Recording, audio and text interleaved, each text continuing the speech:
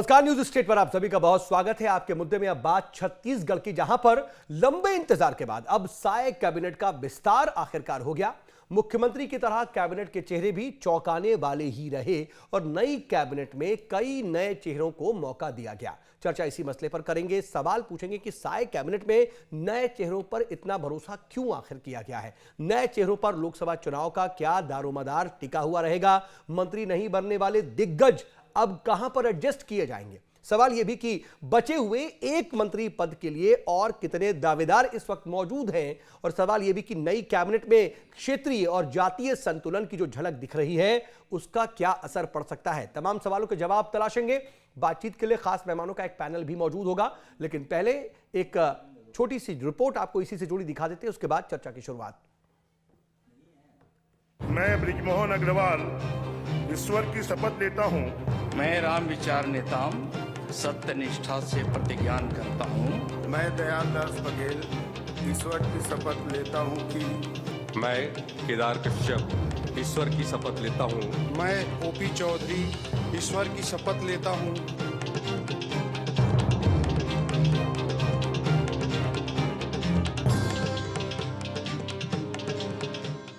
लंबे इंतजार के बाद आखिरकार साय मंत्रिमंडल का विस्तार हो ही गया। 21 दिसंबर की रात सीएम विष्णुदेव साय ने अपनी नई टीम का खुलासा कर दिया था और तय कार्यक्रम के मुताबिक 22 दिसंबर को साय कैबिनेट में 9 विधायकों ने मंत्री पद की शपथ ली।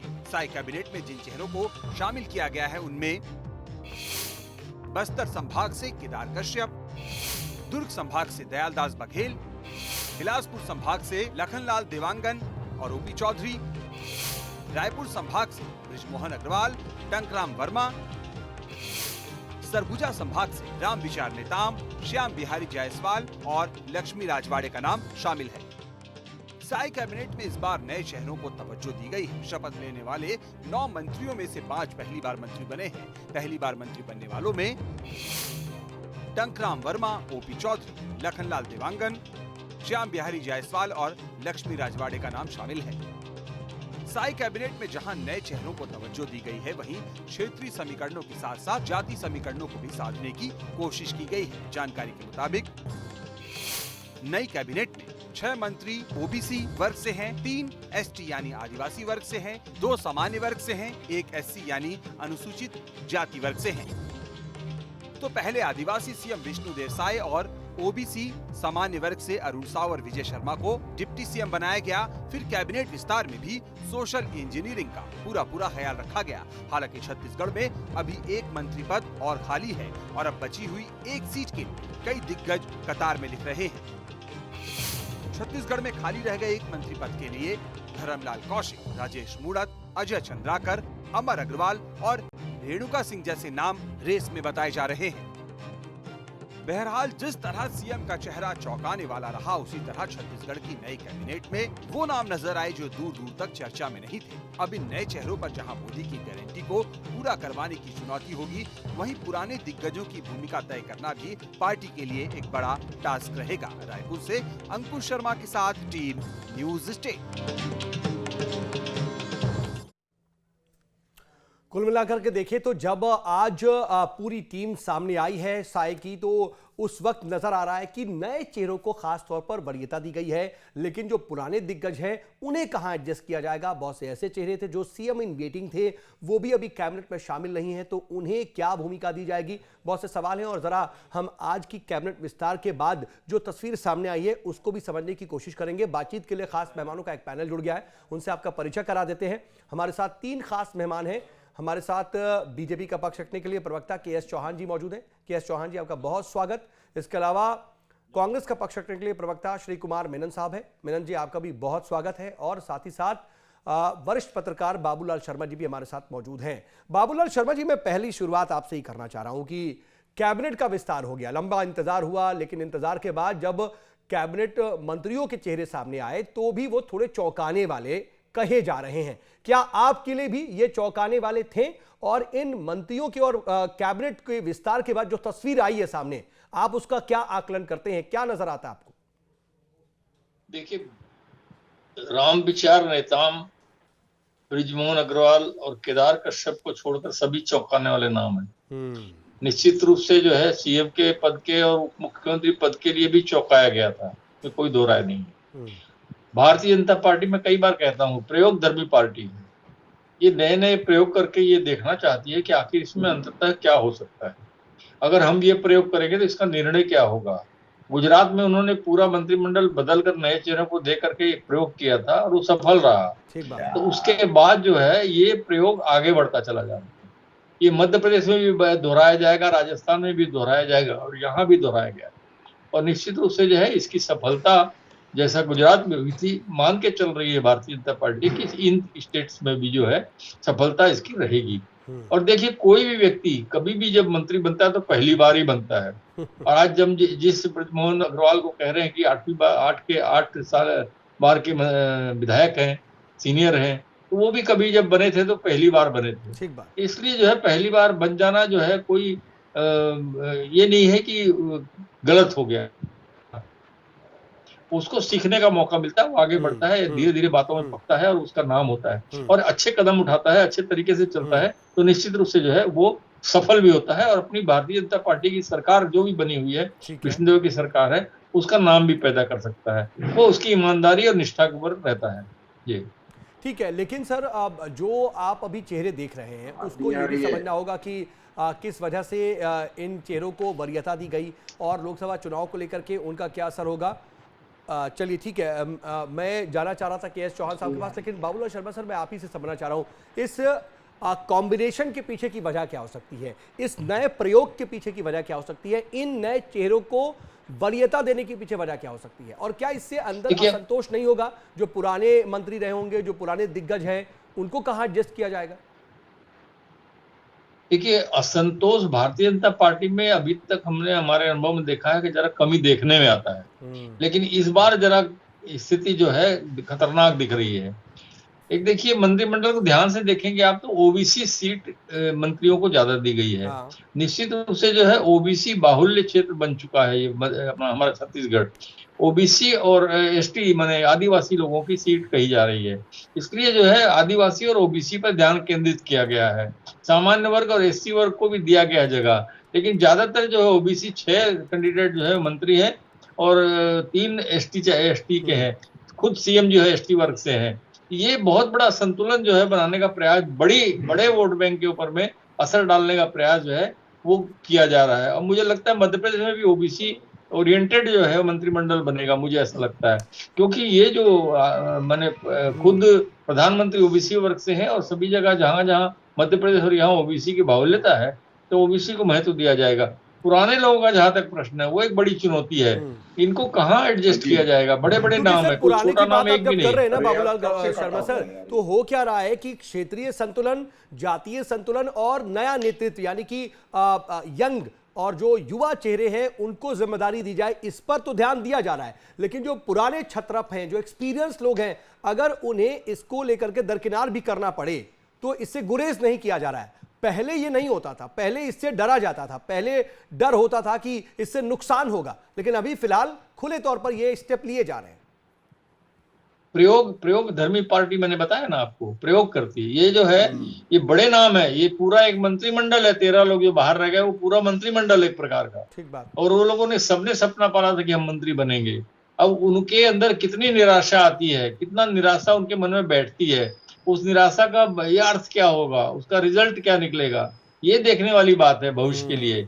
और जहां तक भारतीय जनता पार्टी का प्रश्न है तो कैडर बेस्ड पार्टी होने की वजह से जरा कम नुकसान पहुंचाते हैं, लेकिन जो निराश होता है व्यक्ति वो कुछ भी कर सकता है। 2024 में चुप बैठ जाएगा, कोई प्रयास नहीं करेगा, ये भी हो सकता है। ये भी हो सकता है कि इनके अंदर जो एक भावना भरी हुई है समर्थकों में भी, नेताओं में भी, कि हिंदू राष्ट्र का सपना पूरा करना है, उसके लिए हमको सब कुछ सहना है, हर प्रकार की बात को सहना है और हमको हिंदू राष्ट्र बनाना है, जो इनका एजेंडा है, तो वो भी एक भावना है। इसको इससे इनकार नहीं किया जा सकता। के एस चौहान साहब, एक तरफ तो चलिए बड़ी अच्छी बात है, आपको बधाई कि जो है कैबिनेट के चेहरे अब साफ हो गए। बड़ा पूछा जा रहा था, आप लोग भी सवाल का जवाब देते देते थोड़ा सा परेशान हो गए थे, लेकिन अब तो कम से कम तस्वीर सामने है। लेकिन ये बड़ी दिलचस्प है, चौंकाने वाली भी है। बाबूलाल शर्मा सर कह भी रहे हैं कि 2-3 चेहरों को छोड़ करके सभी चौंकाने वाले चेहरे हैं। इसकी वजह क्या हो सकती है? क्योंकि जो पुराने चेहरे हैं, जो पुराने कद्दावर लोग हैं, छत्रप है एक तरह से, उनकी नाराजगी भी झेलनी पड़ सकती है, नुकसान भी कर सकते हैं। साहू साहब, मैं आपको 2019 में लेके चलता हूं, जहां हमारे 10 सांसद सिटिंग थे। 10 सांसद, 11 की 11 लोगों की टिकटें बदल दी जाती है और सभी को नए चेहरे दिए, सभी लोकसभा में नए चेहरे दिए जाते हैं। उसमें हम लोग सब लोग एक साथ मिलजुल के काम करते हैं और 9 सीटें हम जीत के आते हैं। तो आप इससे अंदाजा लगा दीजिए कि भारतीय जनता पार्टी कैसे काम करती होगी। जो 3 बार के मुख्यमंत्री हैं, आज वो स्पीकर बन के बैठे हुए हैं, वो भारतीय जनता पार्टी एक लक्ष्य को लेके चलती है। वो लक्ष्य ही उसके लिए सब चीजें होती है। उस लक्ष्य के लिए पद दिए जाते हैं और भारतीय जनता पार्टी में पद नहीं होता, दायित्व होता है। सबका साथ, सबका विकास, सबका विश्वास और सबका प्रयास के साथ ही हम अपने लक्ष्य के साथ पहुंच सकते हैं। और भारतीय जनता पार्टी अपने लक्ष्य के लिए ही राजनीति को अपनाती है, जबकि कांग्रेस का लक्ष्य ही राजनीति को अपनाना है। ये सबसे बड़ा फर्क है। और भारतीय जनता पार्टी व्यक्ति को नहीं, टीम को तवज्जो देती है, परिवार को नहीं, राष्ट्र को तवज्जो देती है। तो ये भारतीय जनता पार्टी की अपनी एक संस्कृति है, जिसके कारण लोग जुड़ते हैं और किसी व्यक्ति से नहीं जुड़ता है और सिर्फ विचारधारा से जुड़ा जाता है। आज जो भारतीय जनता पार्टी को छत्तीसगढ़ ने अपना आशीर्वाद दिया है, सबसे पहले उनकी प्राथमिकता जो है, सबसे पहले भारतीय जनता पार्टी के हर कार्यकर्ता, हर पदाधिकारी, हर केंद्र के भी पदाधिकारी हो, तो हर सबकी ये प्राथमिकता है कि कैसे मोदी जी की गारंटी जो है वो पूरी कर दी जाए। और हम उसके लिए लग गए। आपने देखा होगा धान के क्षेत्र में, किसान के क्षेत्र में, महतारी वंदन के क्षेत्र में, जनधन योजना के क्षेत्र में, पीएम आवास के क्षेत्र में और दूसरी अन्य योजना के क्षेत्र में भी हम कैसे लग गए हैं। और 2 साल का बोनस हमने 25 तारीख को और बांटना है। तो हमारी प्राथमिकता जो है वो आज छत्तीसगढ़ की जो अपेक्षाएं हैं, जिसको 3 तारीख को जो रिजल्ट आया है, जो अपेक्षा करके उन्होंने हमारे ऊपर विश्वास जिताया, आशीर्वाद दिया है, उस पे हम खरे उतरे, ना कि हम अपने लिए, जैसे कि कांग्रेस में हमने पिछले 5 साल देखा है। इसी वजह से सब कुछ जनता है, साउथ जी, सब कुछ जनता है और कुछ नहीं है। जनता के लिए अगर आप काम करते रहेंगे, जनता के लिए आप दिखाते रहेंगे, तभी आपको जनता आपका आशीर्वाद। इसी मिशन पर चलते हुए आपने ये दायित्व तय किया, जैसा कि आप कह रहे हैं। तो श्री कुमार मेनन साहब, देखिए के.एस. चौहान साहब ने अपनी तरफ से तमाम बातें भी कही, बुरी प्रशंसा भी खुद की पार्टी की और पीठ भी थपथपाई, और वो इनकार करने वाली बातें भी नहीं कह रहे थे। ऐसा भी नहीं कह रहे थे कि उसको इनकार किया जा सके, वो दिखता भी है। लेकिन हम अभी जो कैबिनेट का चेहरा साफ हो गया, आप तो उम्मीद आप करेंगे ना कि मतलब चेहरा साफ है, सामने आ चुका है, अब काम बेहतर तरीके से होगा। कल तक आप पूछ रहे थे कि भाई कैबिनेट के चेहरे कहां हैं, अब तो कम से कम जवाब मिल गया आपको। जी, निश्चित रूप से मैं आपके चैनल के माध्यम से नए बने हुए सभी मंत्रिमंडल के छत्तीसगढ़ के सभी मंत्रियों को बधाई देना चाहता हूं कि जिनको मौका दिया गया है उनको पहले तो बधाई, शुभकामनाएं कि उनके द्वारा जो भाजपा का घोषणा पत्र है जिसमें जो बातें कही गई हैं उन बातों को वो पूरा करेंगे, उस लक्ष्य को लेकर वो आगे चलेंगे। और लोकसभा के पहले जो बातें उन्होंने की थी, मैक्सिमम बातें, चाहे वो शराबबंदी के हमारे से लगा जिसको लेकर वो राजनीति करते रहे 5 साल, वो शराबबंदी के मामले में कोई घोषणा हो जाए पहली कैबिनेट में, हम तो ये चाहेंगे। 60 से 70 लाख जो माताओं बहनों का जो फॉर्म भरवाए गए थे घरों घर जाके, उनका 1-1 हजार रुपए की शुरुआत हो जाए। 500 रुपए में जो गैस देने की बात हर परिवार को की गई थी इनके द्वारा चुनाव में घर घर जाकर, वो कम से कम लोकसभा के पहले शुरू हो जाए। 21 क्विंटल धान की बात प्रति एकड़ और 3100 MSP की बात जो की गई थी वो पूरा हो जाए। तो ये सब बातें हम चाहते हैं कि पहले कैबिनेट में कम से कम कर नहीं। लेकिन श्री कुमार मेनन जी, अगर 3 तौर पर 4 तौर पर देखा जाए तो पीएम आवास योजना के तहत 18 लाख गरीबों को आवास देने की बात कह दी गई। 2 साल का बकाया बोनस देने के लिए तारीख भी दे दी गई 25 दिसंबर। मैं आ रहा हूँ उसके अलावा ये 3100 रुपए धान खरीदी की जो बात एमएसपी की है, 21 हेक्टेयर की है, वो जो है उसका आदेश भी जारी हो गया है। महतारी वंदन योजना को लेकर भी कह दिया गया है कि फौरन पहले दिन से ही, मतलब वो कह रहे हैं, सीएम ये मान रहे हैं कि मीटर चालू है और टाइम पर पैसा भी पहुंचेगा। आपकी नजर तो होगी। 60 से 70 लाख फॉर्म भरवाए गए थे इनके द्वारा। हाँ। और कम से कम 20-25% बचे हुए हैं, तो करीब करीब वो 1 करोड़ होंगे। सबको सबके लिए राशि हम तो चाहते, देखिए अच्छी बात है, अगर ये लोग कर दे तो बहुत अच्छी बात है। मैं बात करना चाह रहा हूं, जो आपने बात कही है उसी के संबंध में, कि अगर इन्होंने कोई बात की घोषणा करी है, उसकी इम्प्लीमेंटेशन करने के लिए, आज जैसे आपने पीएम आवास की बात करी, 18 लाख की बात बार बार करते हैं। अब सिंपल डिवाइड कर लीजिए, 2.5 लाख इंटू 18 लाख, 2.5 लाख प्रति मकान इनको देना है, डिवाइडेड मल्टीप्लाइड बाय 18 लाख कर दीजिए आप, करीब 50,000 करोड़ रुपए होते हैं, 50,000 करोड़ करीब होते हैं। इन्होंने प्रोविजन कितना किया है? 4,000 करोड़ मात्र किया है पहले फेज में, 3400 करोड़ या 4,000 के आसपास कुछ किया है। तो कई चीजें आंकड़ों के मायाजाल में फंसी है साहू जी। थोड़े दिन में आपको दिखेंगे, वास्तविकता आएगी सामने कि क्या वाकई जो 18 तो लाख चौहान जी, बातें आपने की इम्प्लीमेंटेशन को लेकर के आदेश तो जारी हो रहे हैं, लेकिन इतना आसान भी नहीं है जितना आसानी से आप लोग आदेश दे रहे हैं। ठीक है मेनन साहब, पहले बात पूरी कीजिए। हाँ ठीक है, मैं आ रहा हूँ, केस साहब आ रहा हूँ, मैं एक बात पूरी ले लें। क्योंकि अपन मंत्रिमंडल की बात आज कर रहे हैं। ये मंत्रिमंडल, भाजपा का मंत्रिमंडल कम दिख रहा है, ये मंत्रिमंडल मोदी जी और अमित शाह जी का मंत्रिमंडल ज्यादा दिख रहा है। अच्छा, ये लग रहा है कहीं ना कहीं सेकंड लाइन की जो राजनीति है भाजपा के अंदर की, चाहे वो केंद्र का दखल है, उसको लेकर के आप प्रश्न पूछ रहे हैं कि केंद्र से क्यों तय हो रहा है, ये सब खत्म कुछ करने का काम किया जा रहा है। जवाब और थर्ड लाइन की राजनीति, जी हाँ ठीक है, थर्ड लाइन की जो राजनीति है, जहाँ लोग हैं उनको आगे करके सेकंड लाइन के लोगों को किनारे करने का काम किया जा रहा है।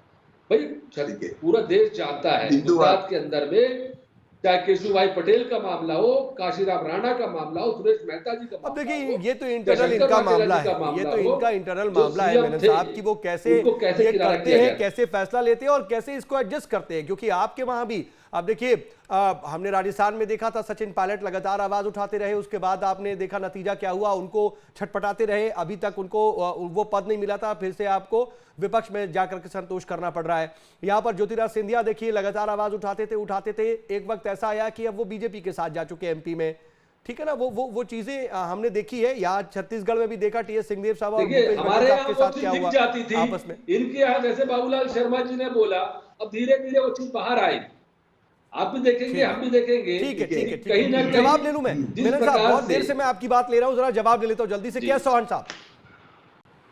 साहब जी, आपने मेनन साहब को बहुत समय दे दिया, आप हमारे को भी, मेरी उम्मीद है कि मेरे को भी समय देंगे। सबसे पहली बात तो ये है कि मेनन साहब छत्तीसगढ़ के लिए प्रवक्ता है कांग्रेस की तरफ से, उनको भारतीय जनता पार्टी के अंदरूनी मामले में नहीं बोलना चाहिए। अगर इफेक्ट पड़ता है छत्तीसगढ़ की जनता के ऊपर, तब उस चीज में निर्णय में बोलना चाहिए। दूसरी बात, आपने बोला कि मोदी और शाह जी की ये टीम है, तो मैं ये बोलना चाहता हूं कि आप किसके नेतृत्व में चलेंगे? आप जो आपके जो गांधी परिवार है जो है उसके नेतृत्व में चलेंगे, उसका तो कहना कोई भी नहीं मानता।